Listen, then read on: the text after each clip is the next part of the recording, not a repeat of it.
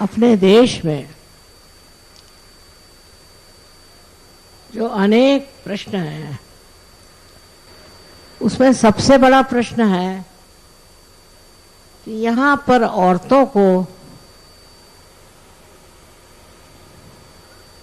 और आदमियों को अलग अलग तरीके से देखा जाता। पता नहीं ये कैसे आया, क्योंकि अपने शास्त्रों में तो लिखा नहीं है। कहते हैं शास्त्रों में कि यत्र पूज्यन्ते नार्य, नार्या जहां पूजनीय होती है तत्र रमन्ते देवता। तो पता नहीं कैसे हमारे देश में इस तरह की स्थिति संपन्न हुई है, जिससे औरतों के प्रति कोई भी आदर नहीं। विशेषतः मेरा विवाह यूपी में हुआ और मैं देखकर हैरान हुई कि यूपी में घरेलू औरतों का कोई स्थान ही नहीं है। उनमें और नौकरानियों में कोई फर्क ही नहीं है। ये इस प्रकार क्यों हुआ और क्यों हो रहा? क्योंकि लोग उस ओर जागरूक नहीं। और कभी कभी देख करके तो रोना आता है, जिस तरह से औरतों को छला है, घर से निकाल दिया, कोई वजह नहीं, यूं ही घर से निकाल दिया। और ऐसे बहुत सारे हमने जीवन में अनुभव लिए और जिसकी वजह से अत्यंत व्यथित हो गए। समझ में नहीं आता था किस तरह से क्यों औरतों को सताया जा रहा है, और इनके रहने की भी कोई व्यवस्था नहीं। जब घर से निकल गई तो उनको देखने वाला भी कोई नहीं। बाल बच्चे लेकर के निकल आएंगी बेचारी। वो लोग तो है निराश्रित, पर बच्चों को भी बिल्कुल बुरी तरह से निकाल देते। ये अपने यहाँ की व्यवस्था किस तरह से बदल सकती है? इसका कोई इलाज है या नहीं? मैंने बहुत बार सोचा कि इसके बारे में लिखना चाहिए, पर लिखने से कुछ नहीं होगा। इसके लिए कोई व्यवस्थित रूप से कोई इंतजाम करना होगा, कोई व्यवस्था करनी होगी। और एक तरह से बड़ा दिल कचोटता था। ऐसी अनेक अनेक औरतें देखी हमने, जो आज रास्ते पर भीख मांगे। लोगों ने बताया कि अच्छा तरीका है भीख मांगने का। मैंने कहा भाई, तुमको मांगना पड़े तो पता चले। औरतों के प्रति एक अत्यंत उदासीन प्रवृत्ति जो अपने देश में आ गई है, मुझे उससे तो रोना ही आता था। और इसीलिए मैंने ठाम लिया था कि इनके रहन सहन का, इनके खान पीन का, इन बिचारी औरतों का कुछ न कोई इलाज करना चाहिए। वो लोग रास्ते में भीख मांगती हैं, हर तरह का काम करती हैं। उनको मैंने घर में बुलाया, उनसे बातचीत करी, तो कोई कारण नजर नहीं आता। आदमियों को कोई औरत अच्छी लग गई, उसको छुट्टी करो, दूसरा कुछ बहाना करके औरत को घर से निकाल दो। पता नहीं क्यों औरत एक महान जीवन है, उसी से सारा संसार खड़ा होता है। उसी से अपने देश में हजारों बाल बच्चे संसार में आते हैं, पर उनके प्रति इस तरह बेकदरी से लोग पेश आते हैं कि सहते सहते औरत भी पागल हो जाए। पर नहीं, वो अपने बच्चों की वजह से बड़े हिम्मत से जीती है, लेकिन करे क्या? उसके पास कोई खाने का जरिया नहीं, कोई तरीका नहीं है, तो वो क्या करे? कहाँ जाए? किससे भीख मांगे? कोई उनको दरवाजे में भी खड़ा नहीं करता। इसका कोई इलाज मुझे दिखाई नहीं दिया। इसीलिए मैंने बहुत सोचा कि सबसे बड़ा काम अगर कुछ है तो इन औरतों के लिए कोई स्थान बना देना। मैंने यही सोचा कि यहां आकर के वो सीख लेंगे, कुछ न कुछ काम सीख लेंगे। इसके अलावा ये लोग मालिश करना सीख सकती हैं। इसके अलावा ये लोग छोटे छोटे अपने होटल जैसे बना सकते, पर उनको सहाय करने के लिए कोई चाहिए, कोई स्थान चाहिए, और उनको समझाने के लिए कोई चाहिए। इसी ख्याल से मैंने ये आश्रम बनाया है और इस पे सभी के प्यार को ललकारा, सारे विश्व के प्यार को ललकारा है कि सब लोग प्यार से इसे देखें। इन बिचारी औरतों का कोई दोष नहीं है। वो जो दर दर में भीख मांग रही हैं, इसका उत्तरदायित्व हमारे समाज का है। बहुत दुख होता है। एक औरत के नाते मुझे बहुत रोना आता था देख देख के, और जब ये बनने लगा मैंने कहा किसी तरह से ये पूरा हो जाए, और इसमें मेहनत करी काफी। इसका डिजाइन भी हमने बनाया, पर इसकी विशेषता ये है कि इसमें जो आपको सफेद रंग दिख रहा है ये खराब होने वाला नहीं। एक अजीबो गरीब तरीके से बनाया। ये इटली में मैंने सीखा था। इटली में मैंने सीखा था कि ऐसा रंग बनाना चाहिए कि जो छूटे ना, और मुझे इसका मालूम है टेक्निक, और उसको इस्तेमाल करने से देखिए कितना सुंदर सफेद रंग बन गया, और ये कभी खराब नहीं होगा। कितना भी इस पर पानी आ जाए, कुछ हो जाए, कभी खराब नहीं होगा। ये मैंने एक एक्सपेरिमेंट के तरह से, लेकिन ये चीज है बड़ी अच्छी। धन्यवाद। और इस तरह की चीज बनाना कोई मुश्किल नहीं। मैंने कितनों से कहा कि आप इसको इस्तेमाल करें। सो यही बात हुई कि कौन करे तवालत, कौन करे आफत। इसमें कोई तवालत नहीं है, कोई आफत नहीं है, पर हमारे देश में एक और प्रथा चल पड़ी है कि जैसे चले वैसे ही चलने दो। फिर आप क्या बात कर सकते हैं? यहाँ एक से एक विद्वान हो गए, संस्कृत के पंडित हो गए, इतना ज्ञान दे गए, पर लोगों को इसका बिल्कुल अंदाज नहीं है। वो जानते ही नहीं कि कितने महान बड़े देश में आप पैदा हुए हैं और इसके अंदर कितना ज्ञान दे गए। यही कि औरतों को आप बिल्कुल कुछ नहीं समझते। औरतों को बिल्कुल जैसे कोई भिखारियों जैसे रखा जाता है। पति जो है वो शराब पिएगा और बीबी को मारेगा,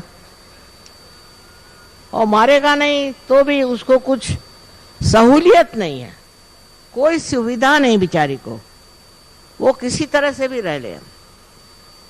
हाँ, अगर वो कोई रईस की लड़की होगी तो ठीक है, नहीं तो बहुत सताते। और इस तरह से कितनी ही औरतें अपने आप पछाड़ी गई हैं।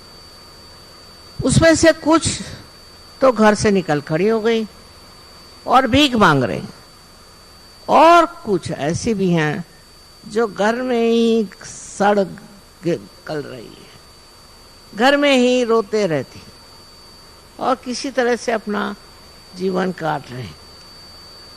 पता नहीं समाज में इसके प्रति अभी खासकर अपने यूपी में इधर ध्यान नहीं गया। महाराष्ट्र में एक बात अच्छी हुई कि वहां पर 2-3 समाज सुधारक निकले। उन समाज सुधारकों ने बहुत कार्य किए। उनके वजह से वहां पर यूनिवर्सिटीज बन गई, औरतों को बहुत अच्छा शिक्षण मिला और लोग देखने लगे कि औरतों में भी बहुत गुण है। अब ये हमने स्कूल तो बनाया है और आप लोगों से यही विनती है कि आप लोग हमें बताएं कि इसमें हम क्या कर सकते हैं, कौन सी शिक्षा हम दे सकते हैं। ऐसे हम लोगों ने तो बहुत सोच लिया है, पर तो भी आप सूझने हैं, आप हमारे पास खबर भेजें कि और क्या क्या हम इन औरतों के लिए कर सकते हैं। प्रदेश में हमने देखा कि वहाँ कायदा कानून ऐसा है कि कोई भी औरतों को इस तरह से सता नहीं सकता, ऐसी उनकी दुर्दशा नहीं होती। ये अपने ही देश की विशेषता है जहाँ पर कि ऐसी औरतों की दुर्दशा होती है। प्रदेश में हम बहुत साल रहे, जाते आते रहे, सो ये फर्क बहुत मुझे मालूम हुआ, बड़ा महसूस हुआ कि यहाँ पर देखिए कि एक औरत की कोई कीमत ही नहीं है। वही बच्चे पैदा करती है, वही संवारती है। वो भारतीय नारी तो वैसे भी बड़ी सुंदर होती है, बहुत कार्यक्षम, बहुत दक्ष और बहुत ही ज्यादा मोहब्बत वाली होती है। यहाँ की माताएं तो मशहूर हैं, पर हमारे यहाँ उनके लिए कोई प्रेम आदर नहीं। पता नहीं ऐसा क्यों। हाँ, वहां जरूर है, औरतों ने ही अपना मंच बनाया हुआ है, उन्होंने अपने लिए सब ये स्थापित कर लिया है और इस देश में उनको पूछने वाला कोई नहीं। इसी ख्याल से एक छोटा सा यह आश्रम हमने बनाया है कि इस आश्रम में जो लोग आए, लड़कियां, औरतें, उनको दे दिया जाए ज्ञान, अपने पांव पर खड़े होना और सहयोग भी उसके साथ साथ। अगर वो इसको प्राप्त कर लें तो वो बहुत अभिमान के साथ और गौरव के साथ रह सकते हैं। यही आश्रम में हम बहुत सी इंडस्ट्रीज भी बना सकते हैं, बहुत से खाने पीने की चीजें बना सकते हैं और बहुत से उच्च तरह के भी शिक्षण दिया जा सकता है। ये तो देखा जाएगा कि किन औरतों में इसकी क्षमता है, कितनी औरतें इसमें उठ खड़ी होती हैं। कभी कभी हमने देखा है कि ऐसे ही जगहों से जहां पर औरतों को इतना कुचला गया है,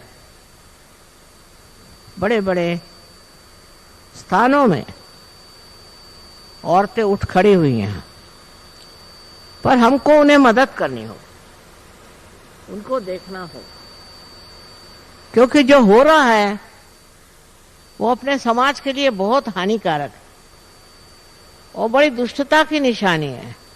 उस तरफ हमारा ध्यान ही नहीं है, पता नहीं कैसे। उधर ध्यान देना बहुत जरूरी है।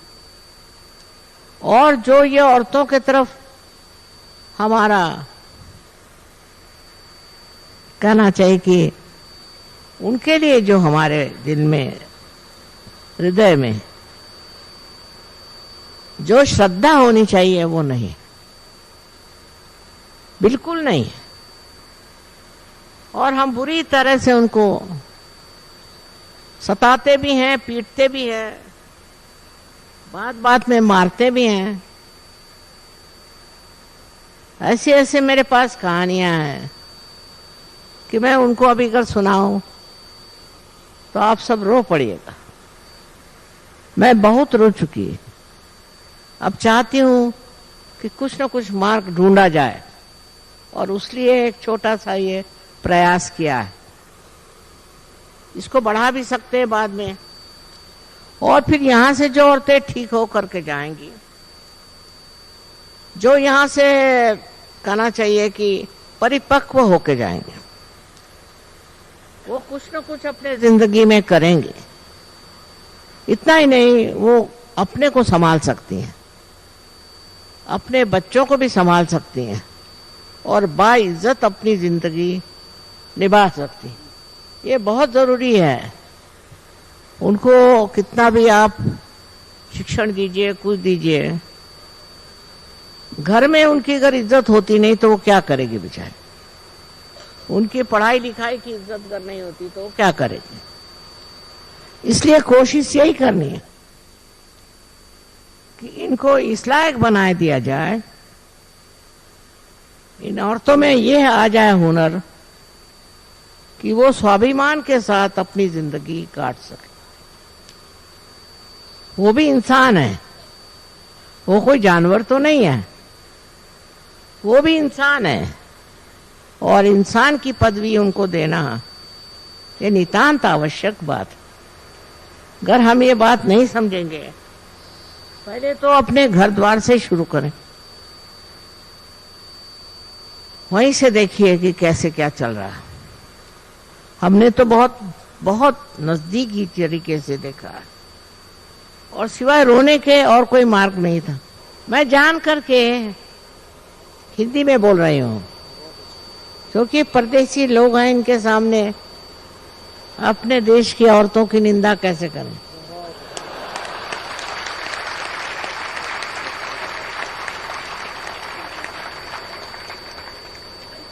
इन लोगों को तो अपने देश के प्रति बहुत अभिमान है। जब भी आते हैं तो पहले सर को जमीन में छू करके और अभिनंदन करते हैं। इतना मानते हैं कि मैं आपसे बता नहीं सकती। मैंने इनसे कभी नहीं कहा, अपने ही विचार से, अपने ही श्रद्धा से ये समझते हैं कि ये तो नंदनवन है,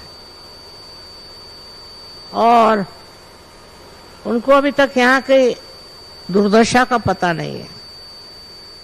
इसलिए मैं नहीं चाहती कि इन लोगों को बताया जाए अपने देश की बुराई करने में क्या रखा है। पर जो बुराई है उसको निकालना चाहिए, उसको हटाना चाहिए, उसको एकदम साफ कर देना चाहिए। यही बात मैं आप सबसे कह रही हूं। वहां औरतों का मान होने का कोई विशेष कारण तो है नहीं, पर वहां के कायदे कानून ऐसे बन गए थे कि कोई भी औरत, वो कहीं पड़ी हो नहीं हो, कैसी भी हो, उसकी बेइज्जती नहीं होती। इसलिए हमें भी चाहिए कि हम भी समझे कि ये बहुत बड़ी बात है कि हम भी अपनी औरतों का मान करें और उनके प्रति श्रद्धा रखें। हमने तो इतनी भयंकर चीजें देखी हैं कि विश्वास नहीं होता कि कोई इंसान दूसरे इंसान को इस तरह से छल सकता है, सता सकता है, परेशान कर सकता है। एक अजीब तरह की गुलामी है। हम तो अंग्रेजों के गुलामी से तो छुटकारा पा गए, लेकिन हमारे समाज में जो इस तरह की गुलामी है, उससे छुटकारा पाना बहुत जरूरी है। हमारे देश की महिलाएं मेरे ख्याल से कम 70% और बाकी आदमी लोग हैं। इतना होते भी आदमियों में बड़ा घमंड, अपने को पता नहीं क्या समझते हैं और सोचते और सोचते हैं कि हम चाहे जो भी कर लें सब मामला ठीक हो जाएगा। ऐसा नहीं। एक औरत भी स्त्री है, एक समाज का बड़ा भारी घटक। उनके साथ जो भी आप जाति करिएगा उसका फल आपको और आपके बच्चों को भोगना ही पड़ेगा। अब हम लोग देखते हैं कि हमारे बच्चे भी खराब हो रहे हैं, क्योंकि उन पर नियंत्रण कौन करे? माँ को तो कोई अधिकार नहीं और बाप को फुर्सत नहीं, तो उन बच्चों को ठीक कौन करेगा और कौन देखेगा? ये तो घर घर की कहानी है। मैंने तो देखा है कि यूपी में देखिए कि कॉलेज में जाने वाले लड़के दिन दहाड़े कॉलेज से छुट्टी पा करके और किसी भी रेलगाड़ी पे चढ़ जाएंगे और वहां लूट खसोट करेंगे। और उनकी माँ लोग करेंगी क्या? वो तो कुछ बोल नहीं सकती, उनका तो कोई सुनता नहीं। इस चीज को बदलना चाहिए और अपने घर की जो औरतें हैं उनके सामाजिक व्यवस्था उसकी उन्नति करनी चाहिए, उसके और विचार करना चाहिए। जो अपने घर में है वहां से जब शुरू होगा तो और भी जगह हो जाएगा। और मुझे इसके लिए नितांत तकलीफ होती रही। हम तो क्या बताएं आपसे, स्वभाव से ही बेकार है, सहन नहीं होता। जब ये बिल्डिंग बनने को हुई हमने कहा कुछ भी करो, पैसा ऐसा दे देंगे, पर ये बिल्डिंग बनाओ किसी तरह से।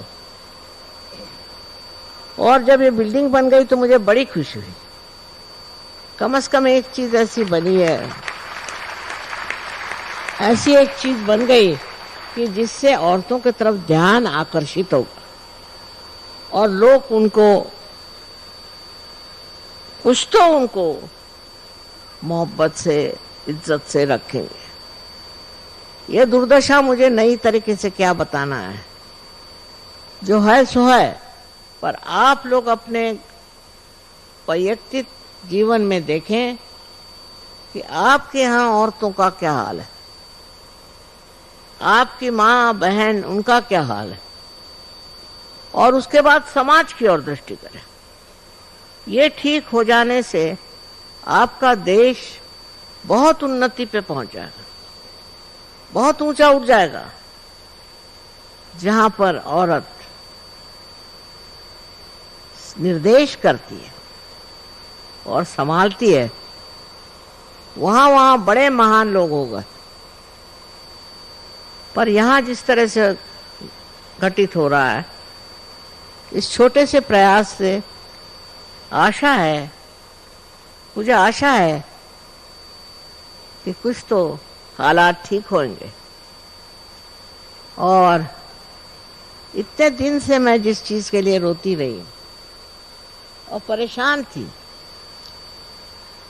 उसके और